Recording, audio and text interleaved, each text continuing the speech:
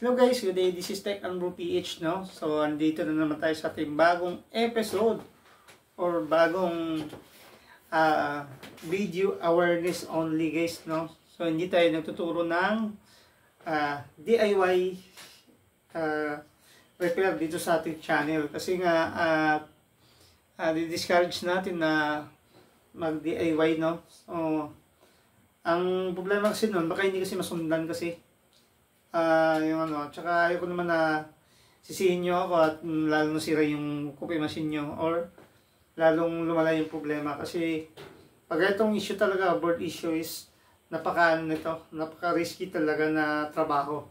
So ipabayan nyo na lang sa mga professional technician natin dyan, no? Or pwede nyo ipadala sa ating ano, no? Dito sa ating shop, no? Para ma-repair yung control board nyo lalo't meron mga major na problem. Kung mga lik-lik lang naman, so kayang-kaya nyo na yan. So meron din tayong gagawing mga video niya sa mga susunod na araw, yung mga ganong scenario. So ngayon siguro, explain ko lang, no. So dito, meron tayong dalawang control board ng Gemini 3605 at 3609. So magkaibang issue to, guys. Magkaibang issue yan. So ito, guys, is disclaimer, no. Hindi ito DIY tutorial, no. So awareness lang ito, no.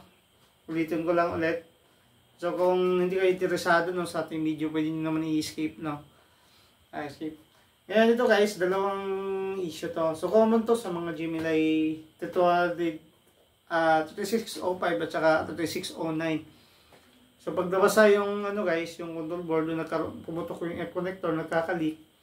So nababasa to. So minsan nagkaka-short dito sa sa pump niya. So pagkasaksak mo pa lang, nag-auto pump na. So pag ganun yung problem board, na kagad yung issue nun, guys. So wala tayong magagawa ng talagang board, talaga problema nun. So may mga certain component dito na nag-short. So natuloy-tuloy pagkasaksak. So ito naman, no power to. Ito, no power issue. So same, nagawa na to pareho, guys. So pwede ko nang ibalik to sa client na nagpagawa sa akin. So yan. So yan, explain ko lang ba't nasisira to. So ito naman sa no power, mostly fluctuation pa rin. So explain ko na rin yun sa recent video ko, no. So nasisira to na to dahil sa fluctuation. So minsan nag-loss nasaksakan, minsan sa kuryente unstable, saka naka-generator, no. So bawal na bawal talaga sa coffee maker na isaksak sa generator. Nagkakaroon talaga ng problema. So di-discourage natin na isaksak sa generator kasi hindi stable yung kuryente, maaaring masira talaga yung board. At pag nasira yung board, major problem na yun, guys. Major repair na talaga gagawin, wala na talagang remedyo dun. So pag yung mga FF connector lang, madali lang yun. Kahit kayo na gumawa nun, sisiw lang yun.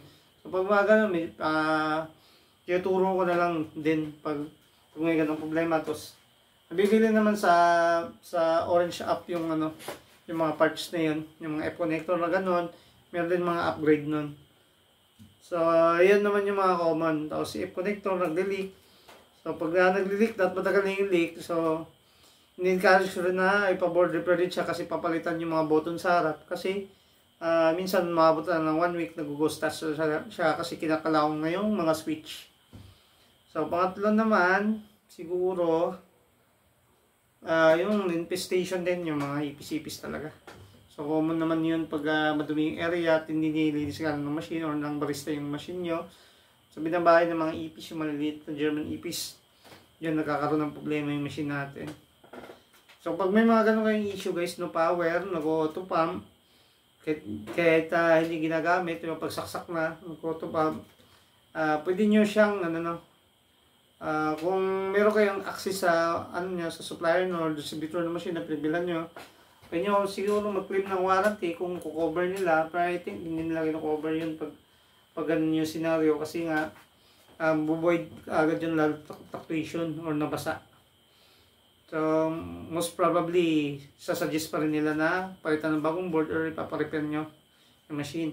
Pwede nyo naman padala din sa supplier nyo nung pinagbilan nyo, re-repair nila. Pero, magbabayad pa rin kayo ng charge. So, yun, common naman yun. So, yung iba naman kukover ng warranty, di ko lang alam kung anong mga term and condition nila. So ito naman ay isang video awareness lang. So kung kung naka-experience kayo ng mga ganong issue siguro, pwede nyo ipadala yung machine nyo doon sa supplier nyo or ipadala nyo sa mga technician na nagbo-board repair. Yun lang.